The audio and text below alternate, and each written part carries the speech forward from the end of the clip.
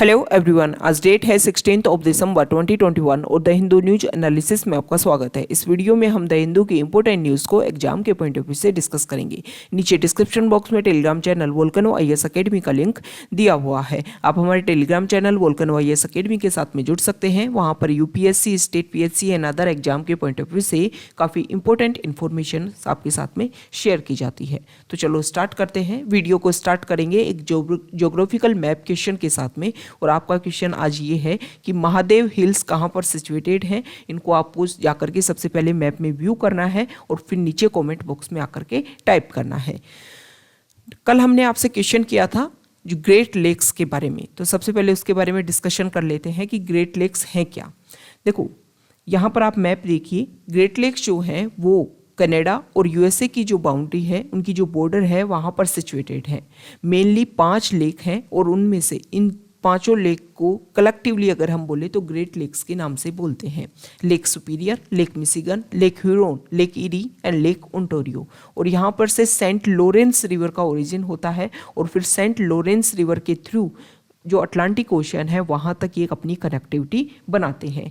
यही major reason है कि इस एरिया में बहुत ज़्यादा जो एक तरीके से कमर्शियल डेवलपमेंट या फिर इंडस्ट्री का जो डेवलपमेंट है वो मेन रीज़न यही रहा है, क्योंकि यहाँ पर बहुत सारे जो रिसोर्सेज है, नेचुरल रिसोर्सेज, उनकी अवेलेबिलिटी है, वाटर की इजीली अवेलेबिलिटी है और जो ट्रांसपोर्ट है वो भी यहाँ पर काफ़ी सस्ता गिर जाता है। क्योंकि हम मानते हैं कि रोड, रेलवे, इन सभी के साथ में अगर आप कंपैरिजन करें वाटर ट्रांसपोर्ट का तो काफ़ी ज़्यादा चीप देखने को मिलता है वाटर ट्रांसपोर्ट।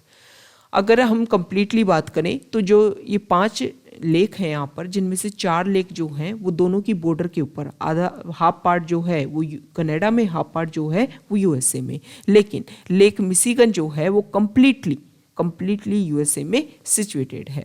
अगर हाइड्रोलॉजिकली देखें तो ये 5 लेक ना होकर के 4 लेक ही हैं, क्योंकि लेक मिशिगन और लेक ह्यूरोन आप देख रहे होंगे कि स्टेट ऑफ मैकिनेक के थ्रू आपस में कनेक्टेड है। तो ये हमने ग्रेट लेक्स के बारे में बेसिक फैक्ट्स को डिस्कस किया। अब द हिंदू को हम डिस्कस कर लेते हैं। सबसे इंपॉर्टेंट न्यूज़ फ्रंट पेज पर हमारी जो कैबिनेट है, मीन्स हमारी जो सेंट्रल गवर्नमेंट है, उन्होंने 76,000 करोड़ रुपए जो है वो अप्रूव किए हैं, ताकि इंडिया में जो सेमीकंडक्टर इंडस्ट्री है या फिर डिस्प्ले इंडस्ट्री है उसको एक तरीके से स्ट्रॉन्ग बनाया जाए, पावरफुल बनाया जाए। उसको बूस्टअप करने के लिए ये सारे इंसेंटिव देने की कोशिश गवर्नमेंट कर रही है। प्रेजेंट टाइम में अगर हम देखें तो सेमीकंडक्टर इंडस्ट्री में यूएस का पार्टिसिपेशन है 47% और साउथ कोरिया जो है वो 20% तक अपना यहाँ पर डोमिनेंस करता है। ओके, यहाँ पर ये जो भी इंसेंटिव दिए जा रहे हैं, इसका मेजर काम यही है कि हमारी कंट्री में जो भी डिस्प्ले इकोसिस्टम है या फिर सेमीकंडक्टर इकोसिस्टम है उसका सस्टेनेबल डेवलपमेंट किया जा सके। इसीलिए कम्प्रिहेंसिव प्रोग्राम चलाया गया है, ताकि इंडिया को इलेक्ट्रॉनिक सिस्टम डिजाइन के लिए और मैन्युफैक्चरिंग के लिए एक ग्लोबल हब के रूप में बनाया जाए।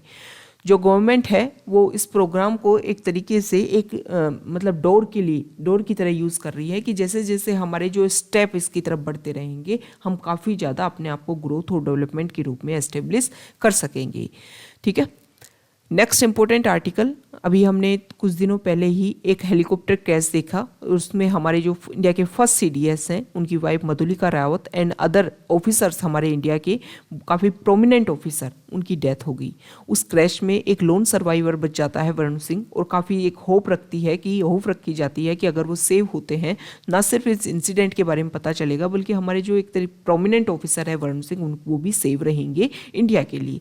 लेकिन कल उनकी भी डेथ हो गई और इंडिया के लिए काफ़ी ज़्यादा प्रॉब्लम की बात है कि हमारे जो फर्स्ट सीडीएस 1999 में एक रिव्यू कमेटी बनती है कारगिल वॉर की। वो रिव्यू कमेटी रिकमेंडेशन देती है कि भाई इस तरीके की पोस्ट आप जनरेट करो ताकि हमारी जो ट्राई सर्विसेज हैं उनके बीच में कोऑर्डिनेशन और हम उनके बीच में जो एक तरीके से इन्वॉल्वमेंट है उसको इंक्रीज कर सकें। और उसके बाद काफ़ी लंबे समय बाद में इस पोस्ट को क्रिएट किया जाता है और इस तरीके से एक हेलीकॉप्टर क्रैश में उनकी डेथ होना ये काफ़ी बड़ा इंसिडेंट है। हालांकि जो ब्लैक बॉक्स है इस हेलीकॉप्टर का, उसको रिकवर कर लिया गया है। ब्लैक बॉक्स होता क्या है, एक तरीके का एक सिस्टम होता है। उस सिस्टम में उस हेलीकॉप्टर से रिलेटेड हर न्यूज़, जैसे कि वहाँ पर जो कन्वर्सेशन भी होता है उसकी भी कुछ इंपॉर्टेंट पॉइंट्स जो है वो भी सिक्योर होते हैं। कितने एल्टीट्यूड के ऊपर था, किस तरीके का वहाँ पर टेम्परेचर था, ये सब कुछ जो भी क्लाइमेट से रिलेटेड जो भी इशू है कि किसकी वजह से ये क्लैश हो सकता है, वो सारी चीज़ें वहाँ पर सिक्योर होती रहती हैं। सिक्योरिटी के पॉइंट ऑफ व्यू से वो डिप्लॉय किया जाने लगा ताकि उसका यूज़ किया जा सके अगर इस तरीके का कोई इंसिडेंट होता है। तो अभी जो भी उसके कारण रहे हैं वो सामने नहीं आए हैं, लेकिन पता चलना चाहिए कि किसकी वजह से, किस कारण की वजह से, किस कोज की वजह से ये क्रैश देखने को मिला। सीडीएस से रिलेटेड कुछ इंपॉर्टेंट पॉइंट्स हम देख लेते हैं जो हमारे एग्जाम के पॉइंट ऑफ व्यू से इंपॉर्टेंट है। इस आर्टिकल को आप रिलेट कर सकते हो जीएस पेपर 3 से। सीडीएस एक पोस्ट है और इस पोस्ट में डिसाइड किया गया था कि कोई भी पर्सन वो 4 स्टार अगर जनरल है तो उसको अपॉइंट यहाँ पर किया जा सकता है। हम पहले ही देख चुके हैं कि कारगिल रिव्यू कमेटी ने 1999 में सजेशन दिया था कि गवर्नमेंट को एक सिंगल पॉइंट मिलिट्री एडवाइजर के रूप में सीडीएस अपॉइंट किया जाना चाहिए। जो सीडीएस होता है वो चीफ ऑफ स्टाफ कमेटी का परमानेंट चेयरमैन होता है। सीडीएस के पहले ही हम रोल्स एंड फंक्शंस के बारे में डिस्कशन कर चुके हैं कि ये जो है स्पेसिफिक अगर हम देखें तो कोऑर्डिनेशन का काम करता है कि ट्राई सर्विसेज में देख लो या फिर हमारे जो इंपॉर्टेंट पोस्ट हैं जैसे हमारे प्राइम मिनिस्टर, डिफेंस मिनिस्टर, इन सभी के साथ में एक असिस्टेंट्स का या फिर उनके साथ में सिक्योरिटी को लेकर के जो भी अलर्ट है, जो भी प्रोविज़न है, जो भी प्रॉब्लम्स है, उन सभी को अगर डिस्कशन करना है तो डायरेक्टली सीडीएस से किया जा सकता है। यहाँ पर बताया गया है कि CDS will member of defence acquisition council and defence planning committee. इसके अलावा अगर हम देखें तो अगर कोई पर्सन सीडीएस के पोस्ट पर आता है और उसके बाद में वो अपनी जो पोस्ट है उसको छोड़ता है, उसके बाद में किसी भी गवर्नमेंट ऑफिस को होल्ड करने के लिए वो एलिजिबल नहीं होता है और अगर प्राइवेट एम्प्लॉयमेंट को ज्वाइन करना चाहता है तो पहले उसको एक तरीके से प्रायर अप्रूवल लेना होगा। 5 साल से, जैसे पोस्ट आज छोड़ी तो 5 साल का जो ड्यूरेशन होता है उसमें किसी प्राइवेट एम्प्लॉयमेंट को अगर वो एक्वायर करते हैं तो उनको पहले प्रायर अप्रूवल लेना होगा। तो ये हमने सीडीएस से रिलेटेड कुछ बेसिक फैक्ट्स देखे जो हमारे प्रीलिम्स के पॉइंट ऑफ व्यू से काफ़ी इंपॉर्टेंट हो जाते हैं। नेक्स्ट इंपॉर्टेंट न्यूज़, यहाँ पर जो आर्टिकल है वो जम्मू एंड कश्मीर से लेकर के है। इसमें बताया गया है कि हिजबुल मुजाहिदीन के जो कमांडर हैं उनको हमारी सिक्योरिटी फोर्सेज ने मार गिराया है पुलवामा में, जम्मू एंड कश्मीर में।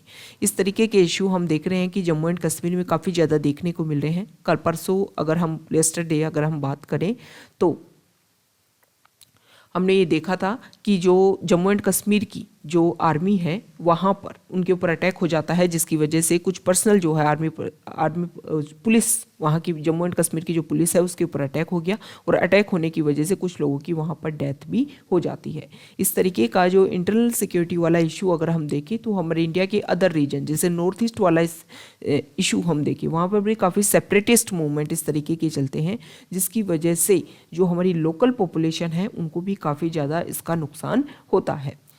जैसे हमने देखा नॉर्थ ईस्ट वाले रीजन में जब मोन डिस्ट्रिक्ट, नागालैंड के मोन डिस्ट्रिक्ट में सेपरेटिस्ट मूवमेंट को कैप्चर करने की कोशिश की गई, जिसकी वजह से वहाँ की जो लोकल पॉपुलेशन है उनके ऊपर अटैक हो गया और उनके कुछ लोगों की लगभग 17 जो पर्सन है उनकी डेथ भी हो गई।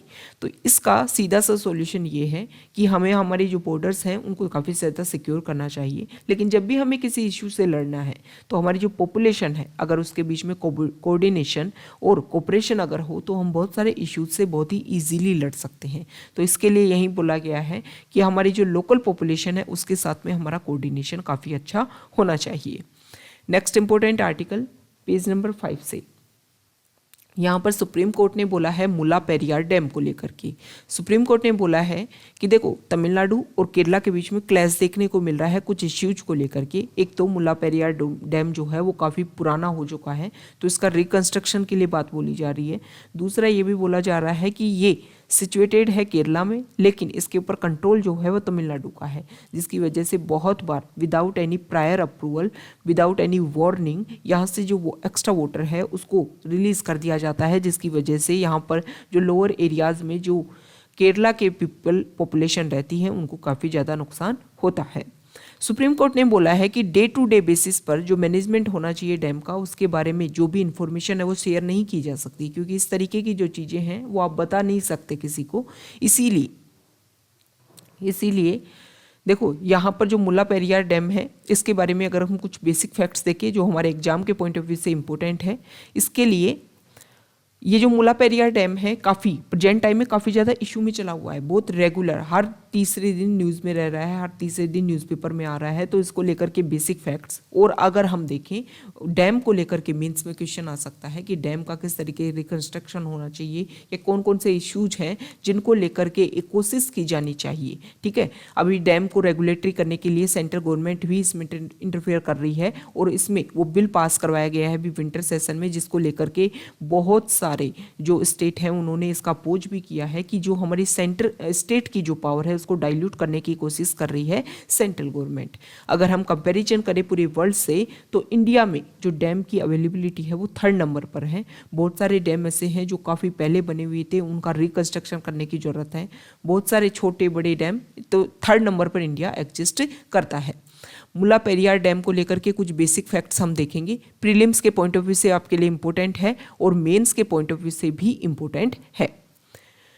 मुला पेरियार डैम के अगर हम देखें तो केरला में इसको बनाया गया था पेरियार रिवर के ऊपर, लेकिन इसमें जो पावर दी गई है वो तमिलनाडु को दी गई है। इसका मेजर रीजन ये था कि जब इसको बनाया गया तो मद्रास वाली जो हमारी प्रेसिडेंसी है, जिसको प्रेजेंट डे में आप तमिलनाडु बोल सकते हो, उस एरिया में जो वाटर की कमी है उसको दूर करने के लिए ये एग्रीमेंट हुआ था कि इसका जो वाटर है, इस डैम में जो वाटर होगा उसको east ward means Madras presidency की तरफ इसको क्या किया जाएगा, रिमूव किया जाएगा, इसको डाइवर्ट किया जाएगा इस वाटर को।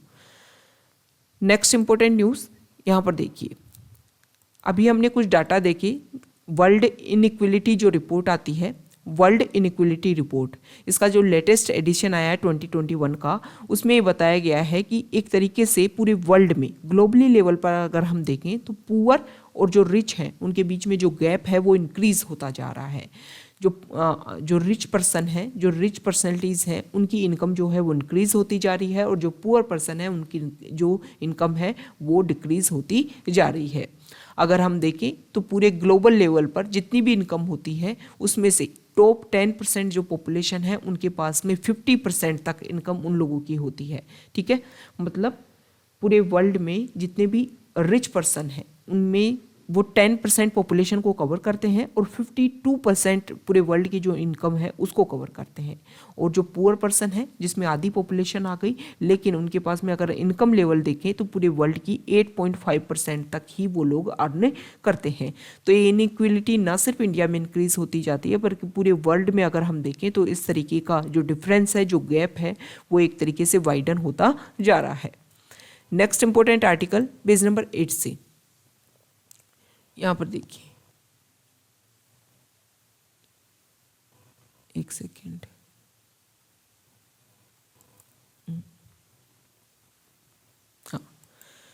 नेक्स्ट इंपॉर्टेंट आर्टिकल है 1970 वॉर को लेकर के। 1971 का जो वॉर हुआ था जिसमें बांग्लादेश को एक तरीके से लिबरेशन मिली थी, वेस्ट पाकिस्तान, जिसको पहले वेस्ट पाकिस्तान और बांग्लादेश को ईस्ट पाकिस्तान के नाम से जानते थे क्योंकि दोनों जो है वो पाकिस्तान के पार्ट थे। उसके बाद में जो वेस्ट पाकिस्तान है वो पाकिस्तान हो गया और जो ईस्ट पाकिस्तान था वो बांग्लादेश के रूप में सिचुएटेड हो गया। तो 1971 में जब उनको इंडिपेंडेंस मिली तो उनको 50 ईयर्स उन्होंने कंप्लीट किए हैं और उसका सेलिब्रेशन किया जा रहा है, जिसको लेकर के हमारे जो प्रेसिडेंट है रामनाथ कोविंद वो भी वहाँ की विजिट पर गए हैं। तो उन्होंने ये डिसीजन लिया है कि एक हिंदू श्राइन, एक वहाँ पर एक टेम्पल था काली माता का, काली जो गोडेस है उनका मंदिर था, उसको डिस्ट्रॉय कर दिया गया था 1971 का जो वॉर हुआ था उसमें। तो उसको लेकर के बोला गया है कि इंडिया इसको रीडेवलप करेगा, दोबारा से इसका रिकंस्ट्रक्शन करेगा। 1971 का वॉर अगर हम देखें तो बांग्लादेश को एक तरीके से लिबरेशन दिलवाने में, फ्रीडम दिलवाने में इंडिया का काफ़ी ज़्यादा इम्पोर्टेंट रोल रहा था। इंडिया ने अपना बहुत ज़्यादा एक तरीके से इन्वॉल्वमेंट दिखाई की थी, जिसकी वजह से बहुत कम समय में ही बांग्लादेश को यहाँ से इंडिपेंडेंस मिल गई थी। नेक्स्ट इम्पोर्टेंट आर्टिकल देखो पेज नंबर 10 से, यहाँ पर जो इम्पोर्टेंट आर्टिकल सबसे पहले है उसमें देखो, महाराष्ट्र ने ये बोला है कि 2011 में जो भी सेंसस कंडक्ट करवाएगी, जिसमें आपने कास्ट बेसिस पर जो सेंसस हुई उसके डाटा प्रोवाइड करवाई। हम बहुत सारे स्टेट्स का ये देख रहे हैं कि उस टाइम के जो डाटा हैं उनका वो यूज़ करना चाहते हैं। स्पेसिफिक ओबीसी जो कम्युनिटी है उसको, हमारी जो लेजिस्लेटिव असेंबली देख लीजिए या फिर कुछ और जैसे हम ग्राउंड लेवल पर जो भी हमारी म्यूनिसिपैलिटीज़ हैं या पंचायत हैं उनमें एक तरीके से उनको रिजर्वेशन देने के लिए इन सभी का यूज़ किया जा सकता है। तो इसको लेकर के सुप्रीम कोर्ट ने रिजेक्ट कर दिया है कि ये जो भी डाटा है वो मतलब कंप्लीट नहीं है। आप ऐसे नहीं बोल सकते कि बहुत ही ज़्यादा कंप्लीट है, ये इनएक्यूरेट है और अनयूजेबल है। इनका आप यूज़ नहीं कर सकते कुछ पॉलिसी बनाने के लिए, कुछ अदर टर्म्स के लिए इनका यूज़ करने के लिए इतने ज़्यादा स्टेबल डाटा नहीं है कि आप इनका यूज़ कर सकते हो। तो कोर्ट ने ये बोला है कि इस तरीके का कन्फ्यूजन क्रिएट करने की कोई ज़रूरत नहीं है। जो भी बेसिक फैक्ट्स हैं उनके ऊपर वर्क कीजिए, और वर्क करने के लिए आपको ये है कि जो भी डाटा है उनका आप यूज़ कीजिए, लेकिन जो 2011 सेंसस के जो डाटा है उनका आप यूज़ नहीं कर सकते किसी भी रिजर्वेशन देने के लिए, किसी भी पॉलिसी को बनाने के लिए। ओके, सुप्रीम कोर्ट ने ये भी बोला है कि भाई हम मैंडेमस नहीं दे सकते। मतलब मैंडेमस क्या होता है? मैंडेमस का अर्थ होता है वी कमांड, मीन्स एक रिट होती है। आर्टिकल 32 और आर्टिकल 226 जो है वो हाई कोर्ट के लिए है। इसमें रिट लगाई जाती है अगर हमारे फंडामेंटल राइट्स के वायलेशन होता है। इसमें फिर जुडिशरी इंटरवीन करती है, जुडिशरी अपनी तरफ से कोशिश करती है कि फंडामेंटल राइट्स को सेव किया जा सके। तो उन्होंने बोला कि हम मैंडेमस पास नहीं कर सकते, मतलब एक तरीके से प्रेशर क्रिएट नहीं कर सकते वही कि आपको इस तरीके के जो डाटा है वो देने ही होंगे, उनका यूज़ ही किया जाएगा। ओके, तो ये मैंडेमस जो टर्म है उनके बारे में हमने बेसिक फैक्ट देखा। उसके अलावा जुडिशरी ने यहाँ पर इंपॉर्टेंट स्टेटमेंट दिया है कि जुडिशरी जो है, जो कॉन्स्टिट्यूशन जो है वो पॉपुलेशन में बिलीव करता है, वो किसी कास्ट और रिलीजन में बिलीव नहीं करता है। ऐसा नहीं है कि अपने आप को बांट लिया, अपने आप को एक तरीके से गैप क्रिएट कर लिया, या ये इस रिलीजन का है, ये इस कास्ट का है, इसके बेसिस पर जो पॉलिसीज है इसके ऊपर वर्क नहीं करती है जुडिशरी। जुडिशरी जो है कॉन्स्टिट्यूशन जो है वो इक्वलिटी के ऊपर बिलीव करता है, उसके लिए वो पॉपुलेशन पर बिलीव करता है कि इंडिया की पॉपुलेशन है, इस तरीके से इनको ट्रीट किया जाना चाहिए। नेक्स्ट इंपॉर्टेंट आर्टिकल यहाँ पर देखिए पेज नंबर 11 से, ये जो आर्टिकल है सबसे पहले देखो, जो रशिया है वहाँ पर हमने ये देखा कि यूक्रेन के साथ में रशिया के कुछ प्रॉब्लम्स, कुछ बॉर्डर इशू चल रहे हैं, जिसको लेकर के यूएस ने या फिर अदर कंट्रीज़ ने, ईयू कंट्रीज़ ने, यूरोपियन यूनियन ने रशिया के ऊपर प्रेशराइज करने की कोशिश की है कि अगर आपने यूक्रेन के साथ में जो भी आपका कन्फ्लिक्ट चल रहा है उसको सॉल्व नहीं किया प्रॉपर टाइम में, तो इसके रिजल्ट आपको गलत देखने को मिलेंगे। तो इसी को लेकर के जो प्रेशराइज किया जा रहा है रशिया को, उसको लेकर के रशिया के प्रेसिडेंट मिस्टर पुतिन, चाइना के प्रेसिडेंट के साथ में उनका डिस्कशन हुआ है, व्लादिमीर पुतिन और जो सी जिनपिंग जो है उनके बीच में डिस्कशन हुआ, और डिस्कशन में ये बात सामने आई कि जो भी प्रेशराइज करने की कोशिश कर रहे हैं, देखो हम ये देख रहे हैं कि रशिया का एक तरीके से जो इन्फ्लुएंस है वो चाइना की तरफ इंक्रीज हो रहा है। अब अफगानिस्तान वाला इशू देख लीजिए, वहाँ पर भी रशिया और चाइना मिलकर के बहुत सारी प्रॉब्लम्स को सॉल्व करने की कोशिश कर रहे हैं, ताकि दोनों जो हैं वो अपनी डिपेंडेंसी क्रिएट करने की कोशिश कर रहे हैं। पहले हमने देखा कि यूएस का एक तरीके से रूल था, वहाँ की यूएस की जो आर्मी है वो डिप्लॉय थी अफगानिस्तान में, लेकिन जैसे ही वहाँ की आर्मी गई, इन दोनों कंट्रीज़ ने अदर रीजनल कंट्रीज़ के साथ में मिलकर के अफगानिस्तान में जो भी इशू है उसको सॉल्व करने की कोशिश की है। और इसीलिए अभी प्रेजेंट टाइम में भी जो यूक्रेन को लेकर के प्रेशराइज किया जा रहा है रशिया को, तो उसको लेकर के भी रशिया जो है वो चाइना के साथ में अपना डिस्कशन कि किस तरीके से इस इश्यू को हम सॉल्व कर सकते हैं। यहाँ पर WHO ने, वर्ल्ड हेल्थ ऑर्गेनाइजेशन ने स्टेटमेंट दिया है कि ओमिक्रॉन के खिलाफ में अगर हम देखें तो ये जो भी हम वैक्सीनेशन करवा रहे हैं, ये जो वैक्सीनेशन डोज हैं वो लेस इफेक्टिव हो सकती है। हालांकि कल हमने देखा कि जो फाइजर कंपनी है उन्होंने अपनी तरफ से ये स्टेटमेंट दिया कि हमने रिसर्च किया है कि ओमिक्रॉन के खिलाफ में जो न्यू वेरिएंट है कोविड का, उसके अगेंस्ट भी जो फाइजर की जो डोज है वो काफ़ी ज़्यादा इफेक्टिव है। यहाँ पर जो यूएस है वो वेस्ट एशिया में, वेस्ट एशिया ये टर्म आपको पता होना चाहिए कि वेस्ट एशिया में कौन कौन से कंट्रीज़ आते हैं। इस तरीके के जो एक्सट्रीम टर्म्स होते हैं उनको लेकर के आपको क्लेरिफिकेशन होना चाहिए। न्यूज़पेपर जब आप रीड करते हो तो सिर्फ और सिर्फ हेडलाइंस के थ्रू आप डिस्कस नहीं कर सकते जब तक आप उस न्यूज़ को डीपली डिस्कशन नहीं करोगे। बहुत सारी टर्म्स ऐसी आती हैं जो हमारे एग्जाम के पॉइंट ऑफ व्यू से इंपॉर्टेंट होती है। डायरेक्टली प्रीलिम्स में वहाँ पर उस टर्म को देकर के क्वेश्चन पूछ लिया जाता है कि ये टर्म न्यूज़ में क्यों थी, किससे रिलेटेड है। ओके, तो यहाँ पर यूएस नेवी ने अनाउंस किया है वेडनेसडे को कि वो टेस्टेड करेंगे एक laser weapon and destroyed a floating target in West Asia, a system that could be used to counter bomb laden drone boats deployed by Yemen's Houthi rebels in the Red Sea. Red Sea जो है वहाँ पर Haiti जो rebels हैं उन्होंने deploy कर रखी है इस तरीके की बोट्स, और उनको डिस्ट्रॉय करने के लिए कोशिश की जा रही है कि हम जो भी लेज़र वेपन इस तरीके की जो बोट्स हैं उनको हम डिस्ट्रॉय करने की कोशिश करेंगे। मतलब अपना एक नया इनिशिएटिव लेकर के आए हैं यूएस जो है। तो ये आज का हमारा डिस्कशन था। Okay, thank you.